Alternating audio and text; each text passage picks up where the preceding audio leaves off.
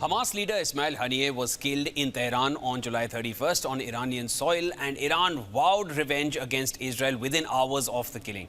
The supreme leader of Iran said, "It is our duty to take revenge," quote unquote. But it's been 2 weeks. 2 weeks have passed and no large-scale Iranian response has been seen yet. Iranian officials have said that a promised retaliatory strike could be delayed to allow ceasefire talks to progress between Israel and Hamas. Is that the reason for the delay in a retaliatory strike, or is Iran planning something else? Does Iran gain more from the build-up to a strike than what it may lose after the attack? What's Iran waiting for? What is Iran's game plan? To discuss the possibilities, we're joined by Elijah Magnier, war correspondent and analyst with over 3 decades of experience in West Asia, joining us from Paris. Sir, welcome to Game Plan. Has Iran delayed its attack to allow ceasefire talks to progress? What's Iran waiting for? Thank you for having me.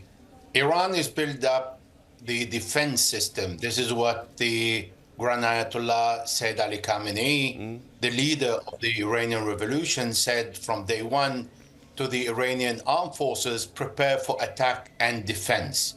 Therefore, the Iranians have enough missiles to attack and retaliate against the Israeli violation of Iranian sovereignty, but it needs to equip itself because it has 1.6 million square kilometer surface and needs to protect itself from a potential retaliation to the Israeli retaliation. So we're talking about a possibility of a spillover. That's one. Two, there's no hurry for Iran or Hezbollah to retaliate against Israel because there is already a state of panic in Israel waiting for the attack, regardless the buildup of the forces of the US and NATO. And my third point is, Iran is not afraid of retaliation because it has other cards to play. Nobody wants a regional war because Iran controls the Strait of Hormuz, its allies control the Red Sea, the Ansarullah Houthis, and Hezbollah, the Mediterranean. Therefore, it can easily cripple the world economy in case of an all-out war, which is an objective that nobody wants today. And this is why Iran doesn't fear attacking Israel in response to the Israeli assassination of Ismail Haniyeh, because it has many cards to play and it can defend itself following its response against Israel. Elijah, now the spokesman for Iran's foreign ministry, Nasser Kanaan, he recently said that Tehran is not interested in escalating the regional conflicts, but it wants to punish Israel. So essentially, what does Iran want at this point? Is it just a prestige issue that Haniyeh was killed on Iranian soil, so they must respond? Or is there something else that Iran is perhaps planning for?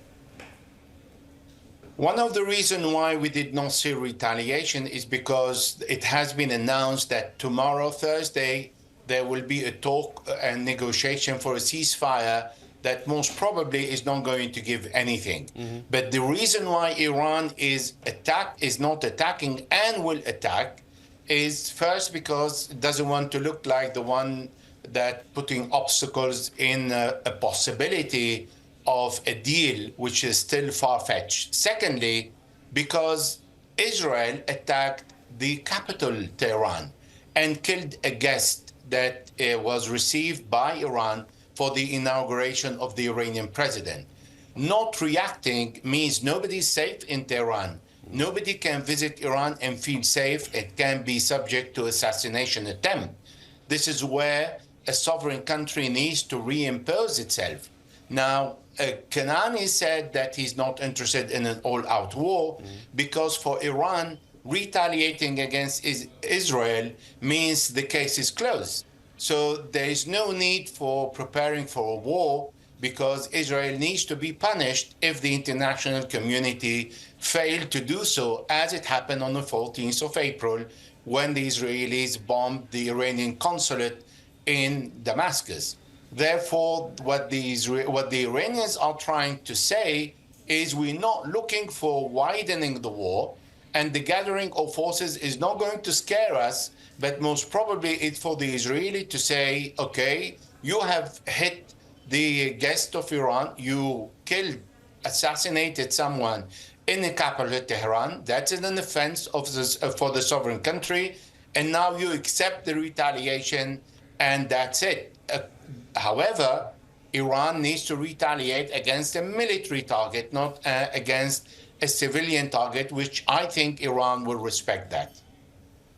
Elijah, now one would also assume that it's certain that Iran's negotiations with the West, with potential sanctions relief for Tehran, will most definitely get hampered if Iran retaliates, or rather when Iran retaliates.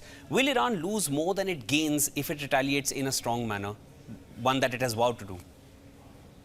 This is a good point to raise. First of all, Joe Biden, before he arrived to the presidency, he promised to lift all the sanctions and sit around the table and agree on the JCPOA, the nuclear deal.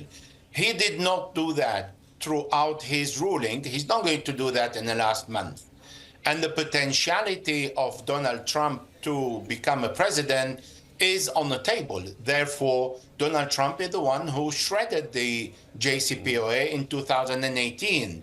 Now, it is not in the interests of Israel and America to lift the sanctions on Iran, because Iran has become a regional power and it has strong allies. Lifting the sanctions means Iran will consolidate even further its position in the Middle East, and this is not something that the Americans would like to see. Now, we have seen President Masoud Pezeshkian on his inauguration. He extended his arm to peace, and he invited the West to lift the sanction and start talking. We've seen the next day Israel killing and assassinating a guest of Iran. That was a message that was received by the Iranians as a rejection, because Iran is subject to an assassination attempt of his guest and the killing of its guest in Tehran with the approval of the US, because the Israelis always need the US protection. And this is what's happening with the gathering of forces of NATO led by the US forces. Therefore, this is an attack that was not denied or it was approved by the US, that puts the US in complicity with Israel, which leads us to understand that there is really not a good intention to start a new page of peace with Iran, particularly when a pragmatic president has won the elections and it is known that he wants to open up to the West and start diluting all the sanctions and find a way to resolve all the problems. Elijah, one more point I wanted to raise with you and get your thoughts on this. You have decades of experience understanding this region. You can perhaps answer this with all your expertise in the matter. The Israeli Defense Forces are on peak alert. US has deployed a guided missile submarine, combat aircraft and warships in the region. Some US analysts suggest that they're not expecting an attack of an exceptional nature from Iran. Do you feel Iran gains more from the suspense before an impending large-scale attack on Israel, more than an actual attack which will surely warrant a retaliation? Do you think the build-up is one that Iran gains from more than the actual attack? If we listen to what the Israelis are saying, they are exhausting their resources while waiting. They have emptied the supermarket. They brought thousands of generators. They removed many parking places and transformed them into hospitals under the ground. They are afraid of going around and ask people to be very close to their shelters. Living in this state is a message to the people of Israel, and in particularly someone like Yoav Gallant, the defense minister, who said to the prime minister, the first time in the history of Israel, that you're looking for an absolute victory. This is a nonsense, which means let us stop this war because it's costing Israel tens of billions of dollars. Adding to that, opening up a front against Lebanon and Iran, it will increase the losses of Israel, which already in between 30 to 40 billion dollars losses because of this war. No tourism, no flight from any agency that is willing to go and land in Israel for fear of the attack. and people are fleeing the country. And so far, the Israeli said that more than 800,000 left Israel. All the states of panic is already a deterrence and a retaliation without using one bullet. So if we imagine that Iran will wait another week, repeating always, I will attack, and negotiation has nothing to do with my retaliation, regardless the presence of US forces, that increases the tension and perhaps pushes Benjamin Netanyahu to be more serious about ending this war. It is a tough wait and watch at this point, but I guess we have another day to go before the ceasefire talks are scheduled. Hamas has said they will not be part of those ceasefire talks, and as you mentioned earlier, you're not expecting any resolute conclusion after the ceasefire talks either. Iran says that it may not attack or it may delay the attack till the ceasefire talks are over. It does not want to be an impediment to any form of peace which may be achieved between the two parties. But as of now, West Asia remains on boil, and we're only going to be waiting and watching as this develops further. Thank you so much for joining in. That was Elijah Magnier, war correspondent and analyst with over 3 decades of experience in West Asia. Great chat having with you. Great having this chat with you, sir, and getting all your insights from all your years of experience in the region. Thank you so much for joining us on Game Plan. My pleasure. Thank you.